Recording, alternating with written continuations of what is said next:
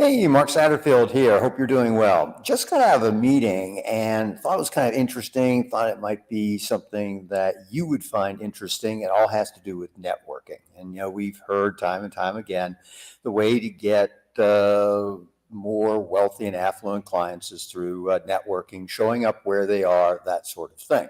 But what happens is we tend to go to these things, and, you're probably like me this way. You go to it, it doesn't wind up being something that was, particularly beneficial. You felt a little uncomfortable. Everybody seemed to know everyone except for you. And the next time you came around, you kind of blew it off, and basically networking kind of sucks.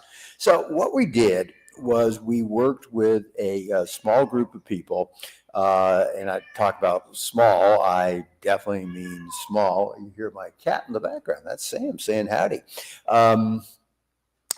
There were two realtors and two financial advisors. So, keep in mind, this is not a scientifically validated study by any means. And what we did was we identified a total of 8 different networking events that they might want to go to develop relationships with the affluent and the wealthy. And it broke down into kind of 2 groups. One were enthusiast groups, which were things such as antique car collectors, wine enthusiasts, cigar aficionados, those types of things. And the other were more the charity folk. And this would be your heart association, lung association, all of those kinds of things. And we set them out and wanted to see how was there an optimal number of times that it took in order to make showing up at events to be beneficial. And this, is something that we kind of played around with for about 6 months. And here's the interesting thing. Yes, it's true. The first time you go to one of these things, you may run into somebody, but the odds are that it's not going to be an extremely beneficial use of your time.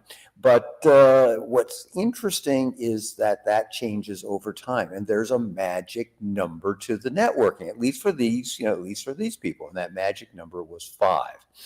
The first time you're there, nobody knows you, you don't know anyone, it's awkward, it's uncomfortable. Second time, there's maybe 1 or 2 more familiar faces, you feel a little bit more comfortable. Third time, what our 4 people reported was they started to shift. They started to feel a little bit more comfortable, although they weren't necessarily getting tangible benefits. Fourth time, half of our people reported that they were getting a tangible benefit in terms of a valid contact that really made sense to follow up with from a business development standpoint.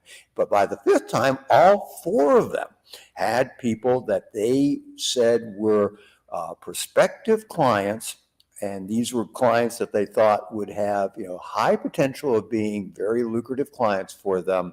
All 4 of our folks said that after the 5th meeting. So what does that say? Well, it says that familiarity, and remember the premise of the affluent marketing strategy is that the affluent do business with 3 groups of people: those they know, those that refer to them by those they know, and those that are recognized experts. So we're talking here about those that they know. And remember that those that they know doesn't necessarily mean that you're sitting on the yacht, sipping champagne, although that would be totally awesome and cool. But what it does mean is that you are a familiar face. You're somebody that they go, yeah, okay, I've seen this person before. They start to develop a comfort level with you, and thus a relationship can build from them.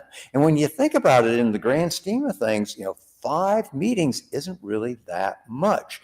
And if you say, okay, I'm going to go to 4 different events, and by the 5th meeting I expect that I'm going to have some relationships, you could very likely, and this was the case with these 4 people, have 20 new prospects as a result of just purely this networking outreach. Now, again, granted, this is a small sample. Your results, as they say, may differ. Who knows? Maybe you'll get more. You could conceivably get less.